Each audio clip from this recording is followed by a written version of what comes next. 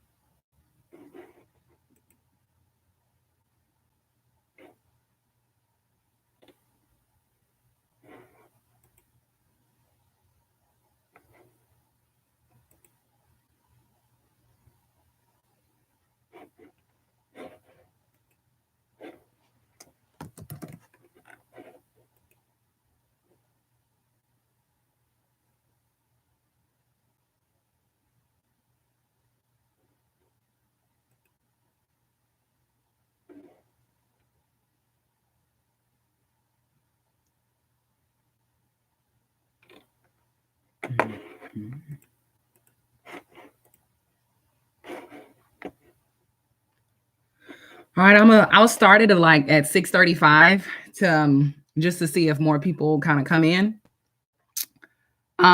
Janet, I uploaded the class from last week. It should be it's in the module, and the module will say week 1 online video.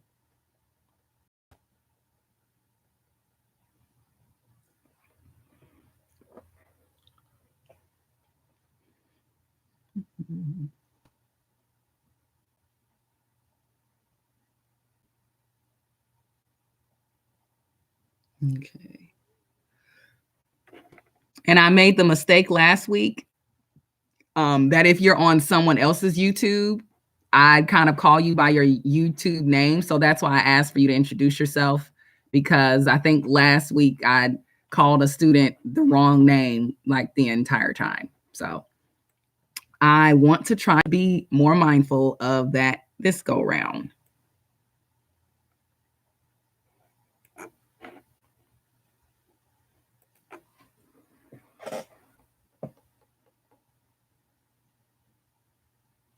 I'm sorry you guys can see my junky bed. Let me try to rearrange myself so you don't see it. Okay. Oh, that's not that better. All right, I'll just kind of sit here.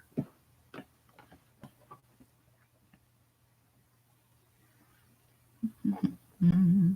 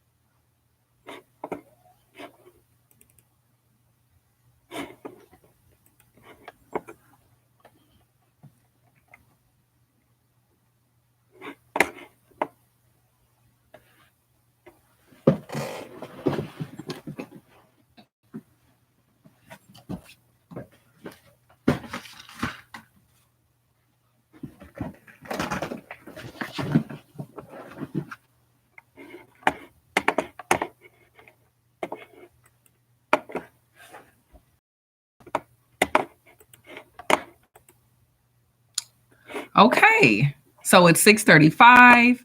I'm going to go ahead and get started. So just some housekeeping to kind of comment on some trends that I've been noticing with the emails.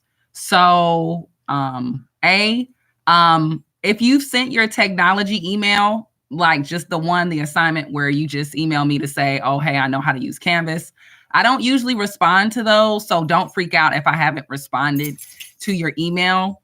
However, please be mindful that the email is only one part of it. So you need to go in, screenshot the email that you sent me, and upload it to the Canvas assignment link, and that's how you will get credit.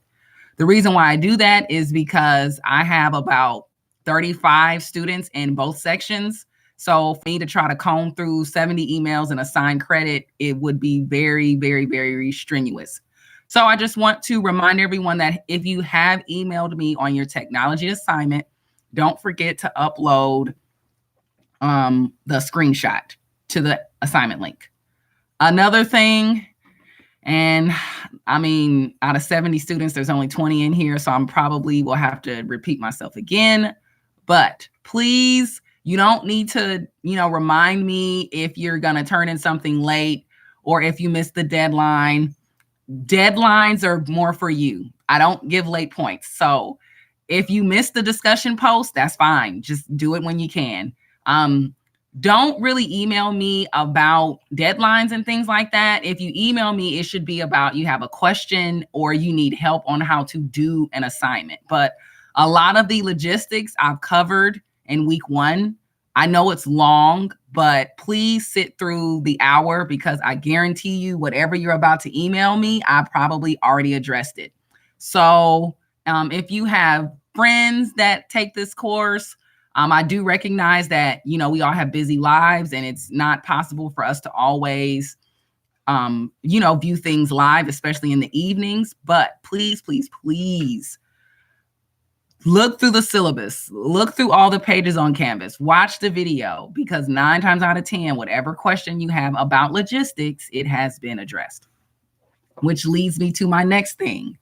With the discussion posts, use the peer review setting. If you don't, it won't really show up on your page when I go to grade. And I think, I don't know if the students are in here or not, but I do realize that happened last week too when I was going into grade.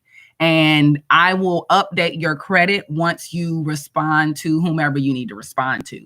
So if you got a 5 out of 10, don't worry, just respond to somebody. Oh, sorry, that's my dog under the bed. If you got a 5 out of 10, don't worry, just go back and respond to somebody as soon as you can, because once you do that, then I will bump up your points to the full 10. Okay, so I got those logistics out the way. Also, the book. So a lot of you are emailing me, kind of keeping me up to date with where you are with purchasing the book, which that's fine. This is what the book should look like. I included a picture of it on the front page of the Canvas, but just to be safe, I have the 2nd edition, and the quizzes are built off the 2nd edition, and also the study guides are built off the 2nd edition. So that means if you have purchased the 3rd edition or possibly the 4th edition, the material will be the same. However, the page numbers might be a little off. So if the study guide says page 187, that is according to the 2nd edition. That doesn't mean that it's not in another edition of the book. It just means instead of being on page 187, it might be on page 185, or it might be on page, 183. But it's still definitely going to be in the chapter. Okay. With that being said, I'm going to go ahead and get started, and we will talk about the intro to human development. So human development is, it's something that's been studied for a while. A lot of our materials will be a lot of the material from the book will be grounded in a Eurocentric view of human development. So please keep that in mind. A lot of the theorists that they feature will be old white men So I'm just kind of letting you know now. And that's part of the reason why in the learning materials for each week, I try to diversify the content. So yes, we have like our kind of standard traditional view of human development, but then the videos or the articles that I post will give a more global perspective and also an up-to-date perspective on some of the things that we will cover. Okay, so with that being said, Chapter 1 really just kind of talks about some prominent theories and theorists that will have ripple effects throughout the entirety of the book. Now, the page number where you really kind of want to focus on. All right. So, let me see. Table 127, page 28. Okay, so on page 28, there is a really informative, there's a really informative section. I don't know if it's backwards or not, but there's this table. It says table 7-1. Also, if you're viewing with me live and you have your book, it would be a good idea to have it out. And that way you can just kind of mark as I go through. So in chapter 1, there's going to be a table titled Descriptive and Experimental Research Methods and Their Advantages and Disadvantages. This table is extremely important because all of the basis of human development, all of the knowledge that we have, everything came from some type of research method. So you will be familiar with case studies. You'll have naturalistic observations, lab observations, surveys, psychological testing, correlation, and experiment. These are just some kind of basic key terms that you want to know. Because again, as you go through and read the chapter, they're going to refer back to some of these terms. So, in chapter 4, if they mention a case study, you kind of want to be mindful of what a case study is and how it's different from an experiment or from a survey, so on and so forth. So on your quiz, you will have at least one question about that particular table. Again, the table is 1-7. Descriptive and experimental research methods and their advantages and disadvantages. Hold on just one second.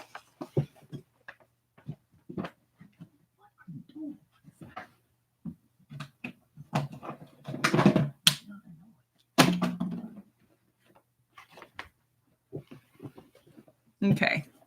Sorry about that. If you own a dog, you kind of understand where I'm coming from. Okay. So now I'm going to highlight the important theorists in chapter 1 that you want to focus on. Okay.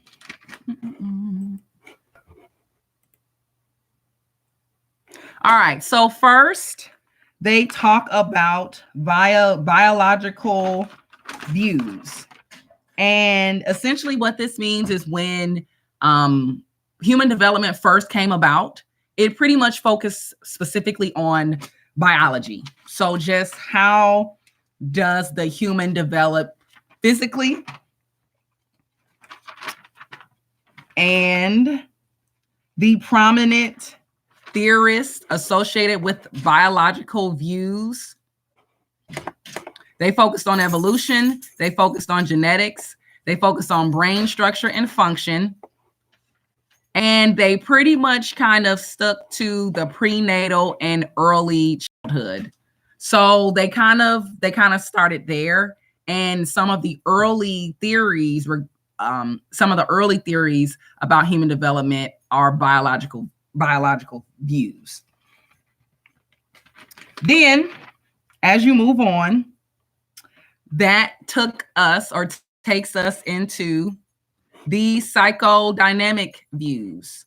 Now, the psychodynamic views focus mainly on personality and social development, It focused a lot on the unconsciousness, and it focused a lot on stages. So that essentially means, and then the premier theorists for psychosocial views are Erikson and Freud. And Freud, his big thing was it was all about the unconscious, and it was all about how you related to your mom. So, like, if your mom was abusive to you, that would mess you up for life. But if your mom loved you too much, that would also mess you up for life. In recent years, Freud's theories have come under heavy scrutiny because they are very sexist, and they pretty much kind of blame women for everything. So that was kind of his whole thing. I'm pretty sure it's probably because he didn't have a good relationship with his mother. And so then he just built a whole theory regarding that. Unfortunately, we do still study Freud a lot, but honestly, most of his theories have been kind of thrown out of the window. I'm not even going to hold you. But it's good to kind of know the history of the study so you can kind of see where we started in human development and where we are currently. Now, Erikson, on the other hand, his theories have proven to more or less kind of stand up to the test of time, especially as it pertains to education, and we'll kind of touch on that later in some of the later chapters. But Erikson's psychosocial theory also has stages, but he doesn't just focus on prenatal and early childhood. He focuses more from childhood to adulthood.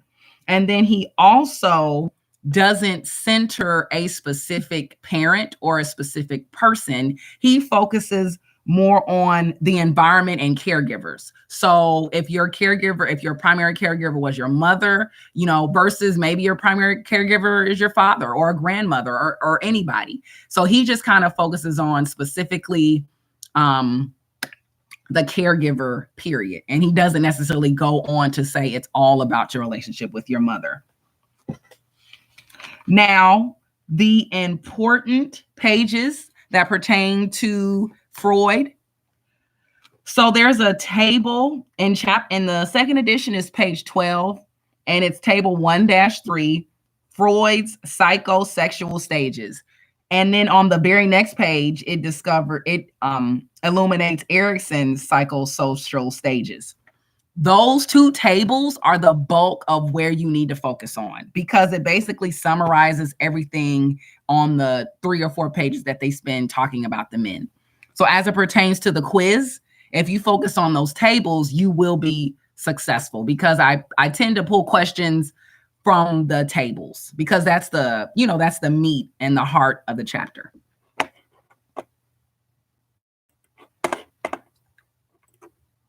Okay, so as time progressed, the biological view were very primitive, and then the psychosocial views were also still primitive, but not as primitive. And so then your next school of theorists focused on behavioral. So the way to think about it is kind of like Freud was, in terms of Western civilization, Freud is kind of like the grandfather of the human development. Like, he all started it. And so everything subsequently that came after that is just building on gaps that his theory had. So Erikson, case in point, he built upon Freud's theory because there was a gap in, well, what if you weren't raised by your mother? What about caregivers? What about environment? Who we are as people it's not just based on our relationships with our mothers. So Erikson kind of built to that point. So then the behavioral felt like, okay, you guys are doing an excellent job talking about how humans develop in their minds and how they develop, physically. But what about behaviors? How can we address how human behaviors develop? And so that leads us to the behavioral views. One of the most prominent behavioral view theorists is Pavlov. And he did this really interesting experiment with dogs. And it basically kind of uncovered motivation. So with dogs, he noticed that, and he kind of called it. So he basically did an experiment where he had dogs and he just kind of tracked how they would react to stimuli. So in the experiment, he used food, and he basically just kind of experimented with how could he possibly alter dogs' behavior based on the presence or the lack of food. And so the two primary terms that he came up with was classical conditioning and then operant conditioning. So dogs primarily kind of they learned through classical conditioning because it was like a natural stimuli and an occurring reflex. So it was kind of like he would ring a bell and then show them food and then the dogs would eat. So it was basically kind of training them to get used to associating a bell ringing with food. And ultimately, in the experiment, the dogs would begin to salivate just at the sound of the bell. So they didn't necessarily need to see food, but they associated the bell ringing with food. And so that's why they begin to salivate. Again, if you own dogs, I hate to compare kids to dogs, but if you had kids, a lot of times, they may do things because they make associations with what's about to happen. And Pavlov was one of the few, again, because we're focusing in Europe. So in Europe, he was the one who kind of came up or discovered, hey, humans will behave based on certain stimuli and based on certain associations. So then the other important term is also operant conditioning. And that's another way that people learn, but he experimented with dogs. And that is based on rewards and punishment, which like I said, if you have kids, you definitely know operant conditioning, because that's the kind of primary, the whole sticks versus carrots thing, and just kind of motivating people with external stimuli. And again, this was all about humans' behaviors. So he was focusing on, why do humans behave the way we behave? Why do we do the things that we do? And also, how do we learn? Now, they also talk about the social learning theory. I don't have much about that on the quiz. However, I definitely would encourage you to read that part as well, because if you go into education or you plan to be a teacher, it's always good to kind of have some just some tools in your tool belt and some different things and some different strategies that you can possibly use in the classroom. Okay. And social learning theory deals with the importance of observing and modeling behaviors. So that's another reason why I said that was really important if you plan to teach, because pretty much what we do is based a lot on modeling. You're going to have to model a lot for your children. And modeling literally means going through all the motions, going through all the acting out, not simply telling them, but like showing them, going through it, modeling. Okay, so the behavioral views were great. And then again, because we're growing, if you kind of want to think about it as a timeline. So then the new theorists kind of built upon gaps within the behavioral views. And so one of the things is behavioral views focus more on, it's called thought-centered perspectives on human behavior. So it just kind of focuses on the thoughts. But then when we started to get into the cognitive developmental theories and in Europe, the godfather of that is Jean Piaget. And Piaget really laid the foundation for education, period. Like a lot of the things and a lot of the best practices that you will learn about in professional development, you can literally trace them back to some of Piaget's early theories. So if you plan to go into education, every single time that Piaget is mentioned in the chapter, You want to highlight, you want to circle, you want to take notes, because he really spends a lot of time talking about how children learn and how their cognitive abilities develop. And this will help you when you struggle, or not struggle, but when you get to the point where you're trying to come up with activities, when you're trying to come up with plans, and you want to make sure that things are developmentally appropriate. A lot of times when you hear that kind of buzzword, they're talking about some of the work that Piaget did. Now, Piaget, his table is table 1-5, Piaget's stages of cognitive development. And there's 4. So it's the sensorimotor, the pre-operational, the concrete operational, and the formal operational. You want to know what each of those terms mean, because I believe there's going to be like a kind of mix match situation going on, some possible matching of the stages, just so you can kind of know on the basic level what each level means. And then Vygotsky, he also was a cognitive developmental, and his concept of the zone of proximal development and his whole concept of scaffolding. Again, we're talking about foundational work in education. Like, I talk about scaffolding all the time, and this is, in 2020.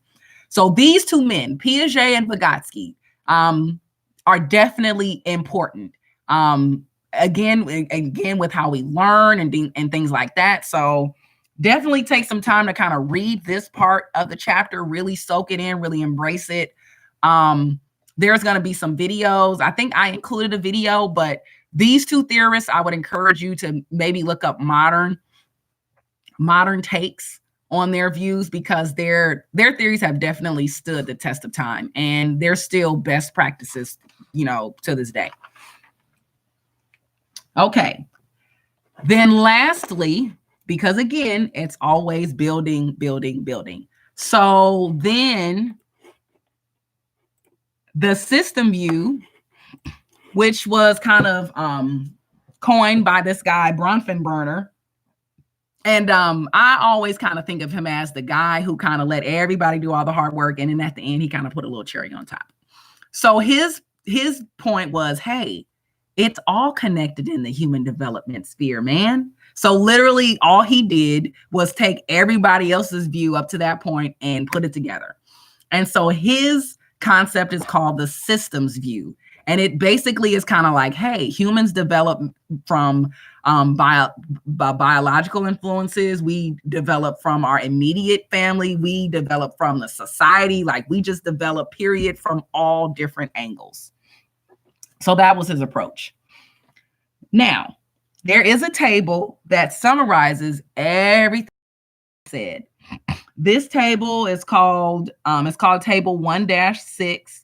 It's on page 18 in the second edition. And the title of it is called Summary of Major Developmental Theories. And if you're pressed for time, or you're trying to help out a friend in the class that doesn't have the book, you snap them a picture of this table, they would at least get the, what do I want to call it?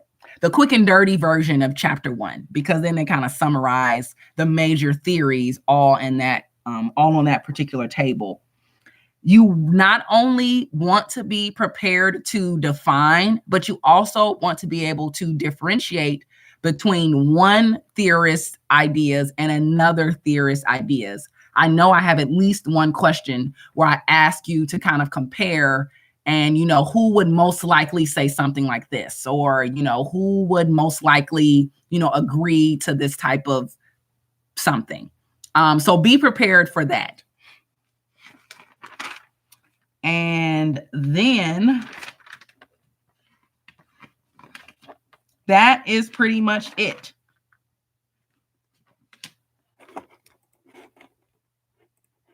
So the primary focus on chapter 1 is, I just want you to focus on the theorists. Now, beyond that page, they talk about, different experiments and different things like that.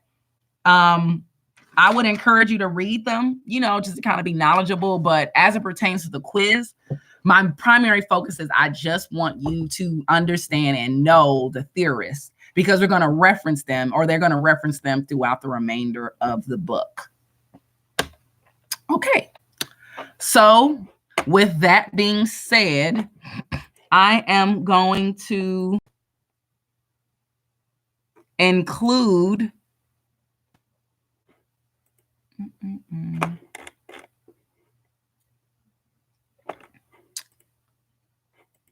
a copy of the study guide. I want to, oh, just need to look. All right, and I'm going to post it in the chat.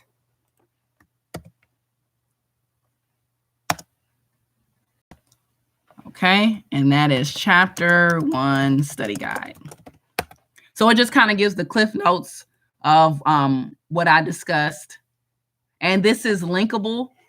I just tested it out. So if you click on the link, it'll take you to the study guide that I built. So basically everything that I just said, if you didn't take notes or you missed some things, don't worry. I just included the study guide right there. Thank you, Patty. That table is definitely important. Like if you don't do anything else, like if you're in a crunch for time and you don't have a whole, read that table. At least kind of start there. Okay. So that covers what we need to focus on for chapter 1 quiz. Now, this week's discussion board post, and I apologize when I go to screens, I think it kind of blacks out, but you should still be able to hear my voice, I believe. So in your in the Canvas course for module week 2,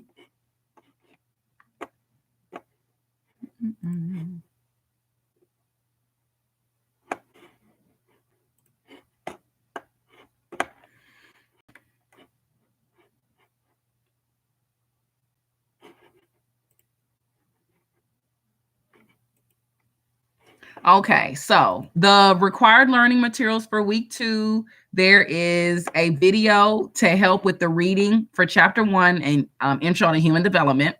And that's something from Khan Academy. So again, it covers most of who we discuss, not everybody, but most. Oh, Rachel, everybody gets 2 chances to take the quiz. So if you took it once and you didn't get a score that you like, you can take it again. I'm sorry, you're not Rachel, you're Daniel. I remember because you said your name. But if you take the quiz, if you took the quiz early, that's fine. As long as you didn't take it twice, you can go in and take it again. Okay, so that's something to kind of help you. And then the discussion board post for this week.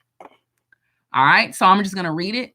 It says, although these theories were conceptualized quite some time ago, they are still prevalent in much of the human development literature today.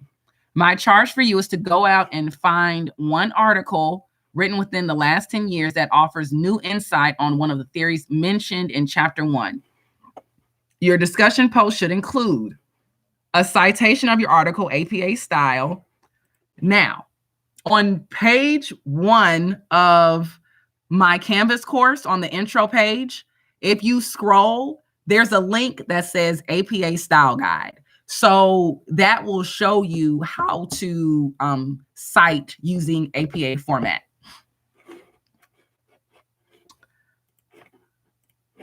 All right, then it says a link to your article. So whatever you're writing about in your discussion post, please include a link to the article with the title. Don't just randomly start typing because no one's going to know. We're not going to know what you're talking about. Then lastly, it says a brief explanation, no more than a paragraph. Now, what is a paragraph?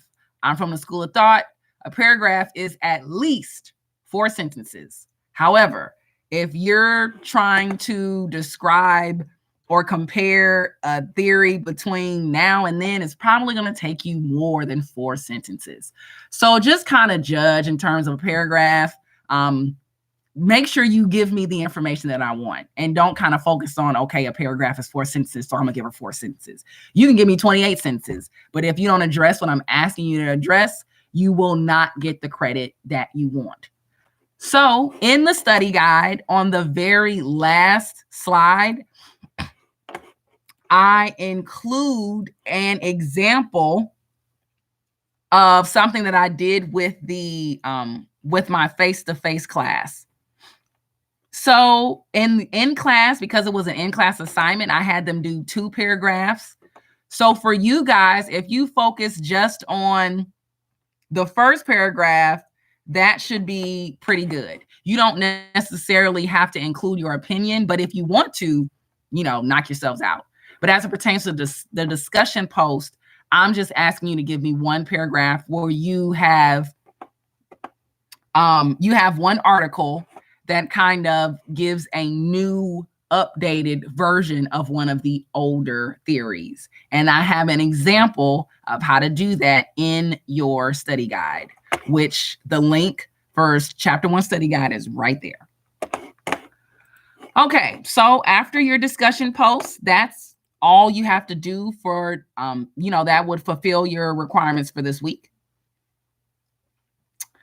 And that's pretty much the flow of how my course goes.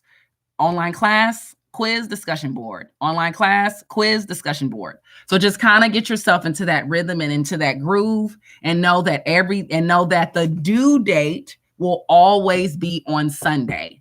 So if you're sitting and you've realized that 4 Sundays have gone by and you haven't turned anything in, you may want to go back, because that means you've missed 4 weeks worth of assignment. So just kind of keep in your mind that for this class, Sunday.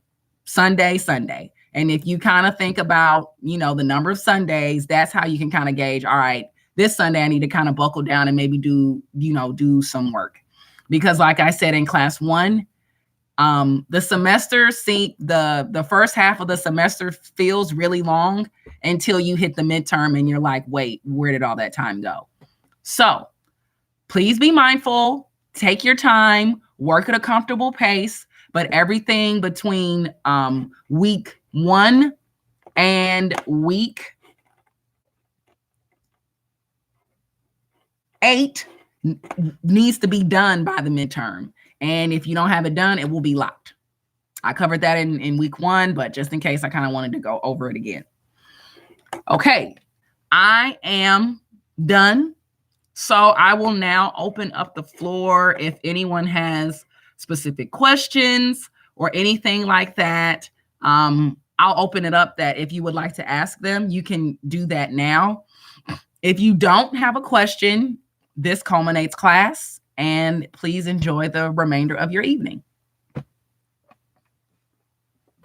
And I usually hang out until the last person leaves, just in case I want to, to not miss anything.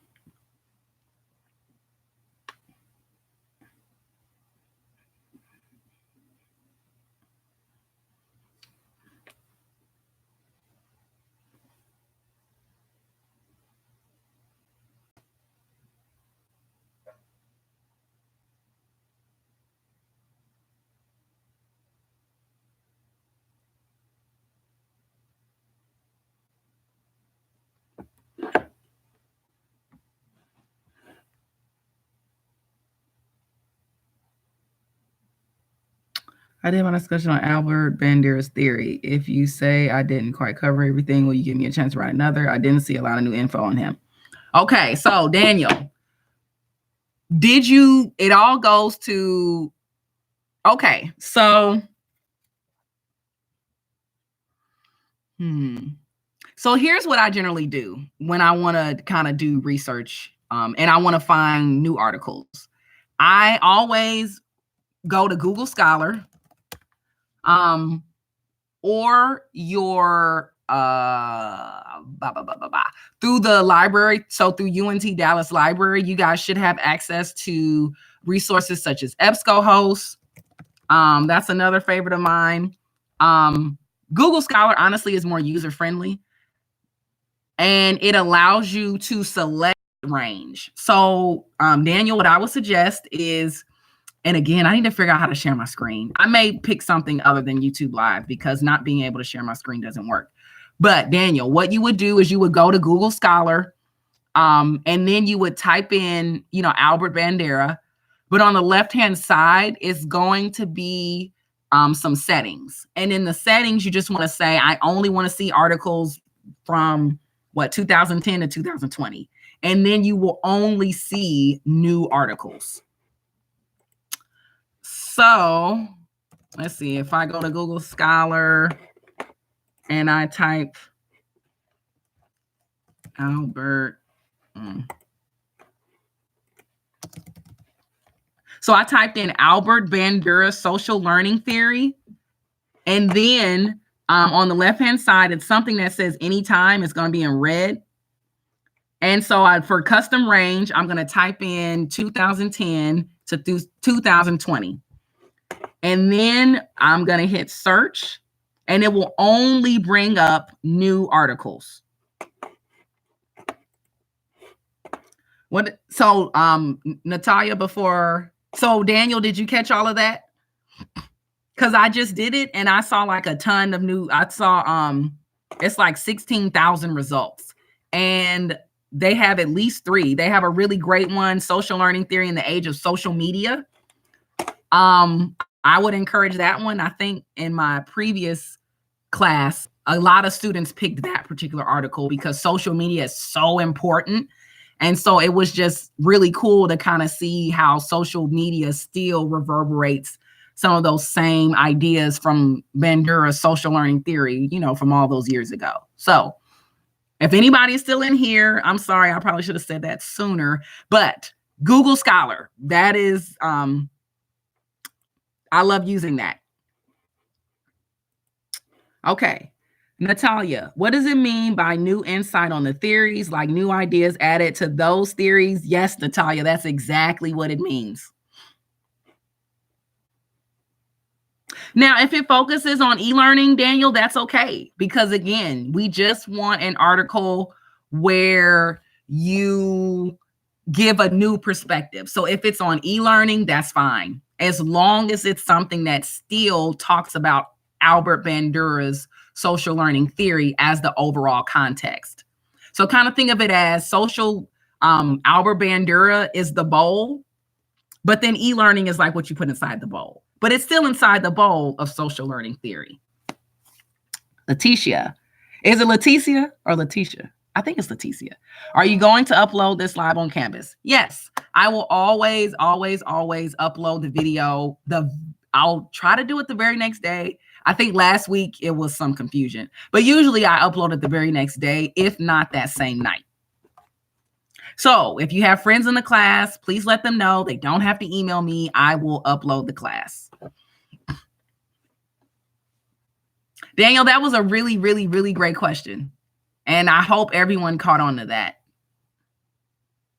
When we respond to others, do you want us to use okay. So like I said in week 1, yes, use the peer review.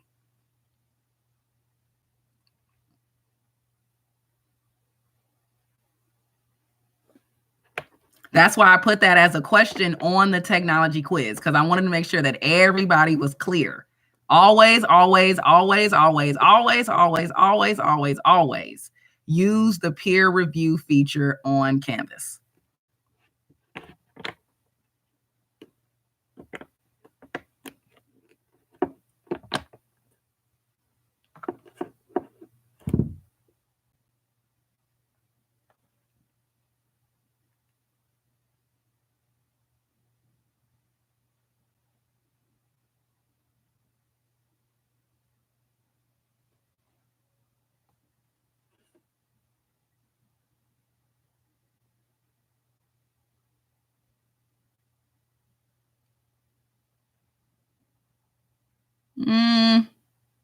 I think you maybe went in afterwards and did that, but if you use the peer review, I always can kind of see it.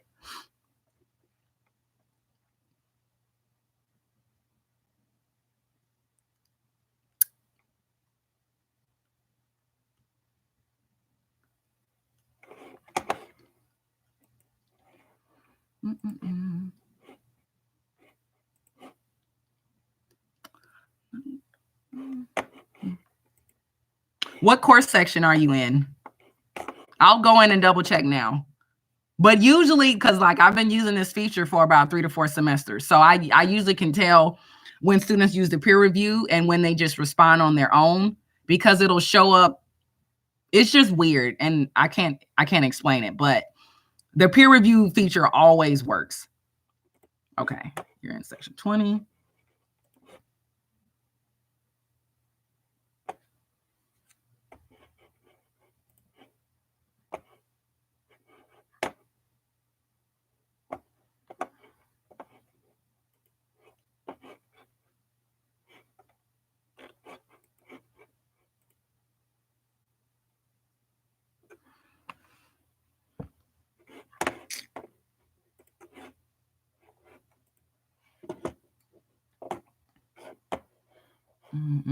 Okay.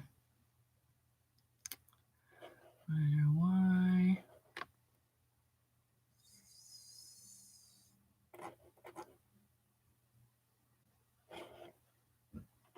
Okay, so I'm looking at it now.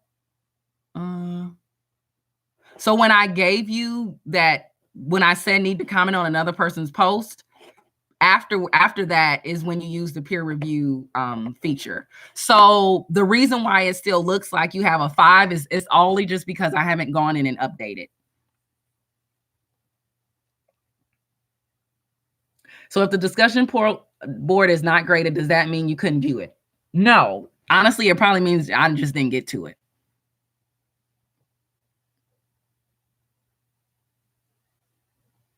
You'll know if I can or cannot view something when you get, and I know this is going to sound harsh, but like if you get a 0 as a grade, or if you get a fail as a grade on something, that's usually you didn't turn it in, or I've had students sometimes turn in the wrong thing.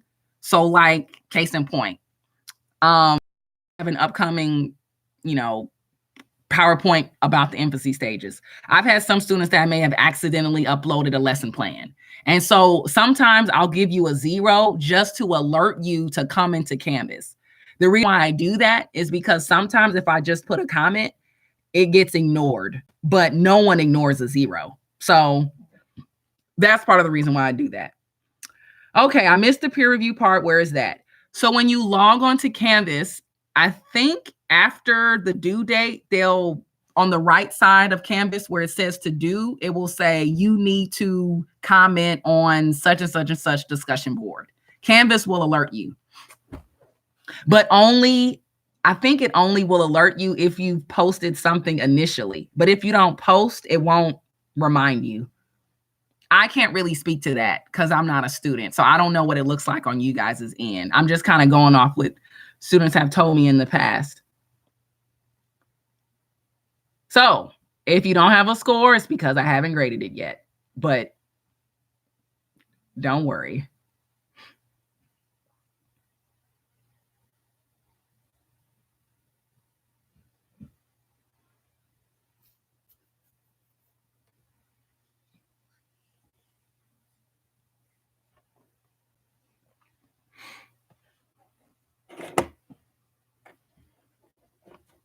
Usually for discussion posts, like after that Sunday, like don't get alarmed until it's maybe like 2 or 3 weeks and you have something that hasn't been graded. But if it's just been a couple of days, if it's just been a couple of days, it's just, I got a full-time job and stuff like that. But I do try to stay on it.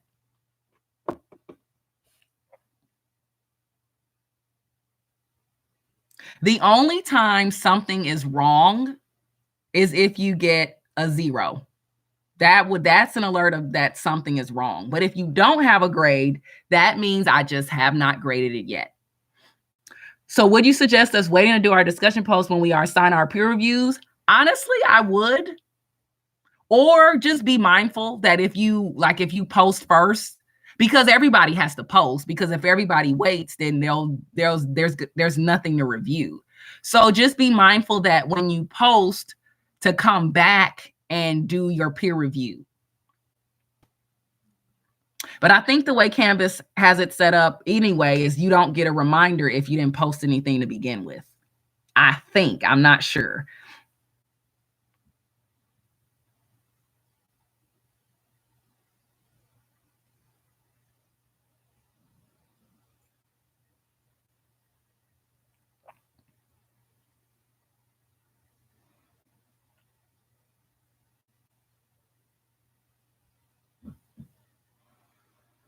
Yeah, the peer review thing, it's a great feature for me as the instructor, but I do know, like, if you've never used it before as a student, sometimes it's kinda, but once you get the hang of it, it'll flow. It'll flow more.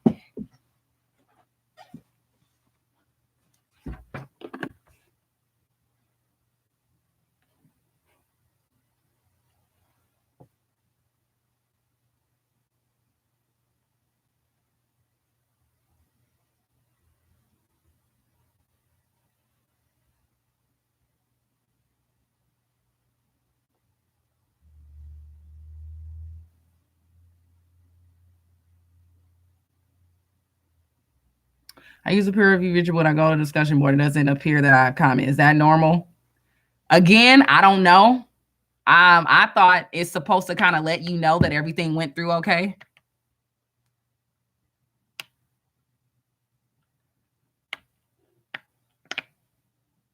But it should alert you. Like there should be something where it lets you know that your peer review was successfully recorded. I just don't know how you would do that. But this is why I made sure that everybody is aware of how to get in contact with Canvas tech support, because that would be a question for them.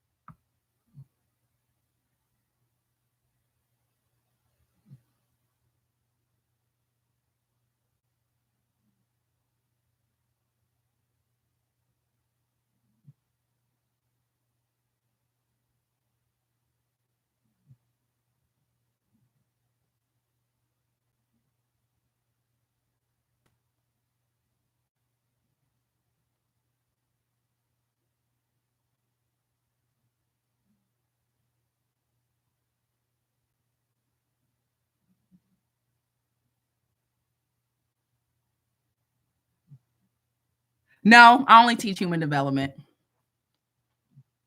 I'd like to teach other courses, but right now I'm only teaching human development at UNT Dallas.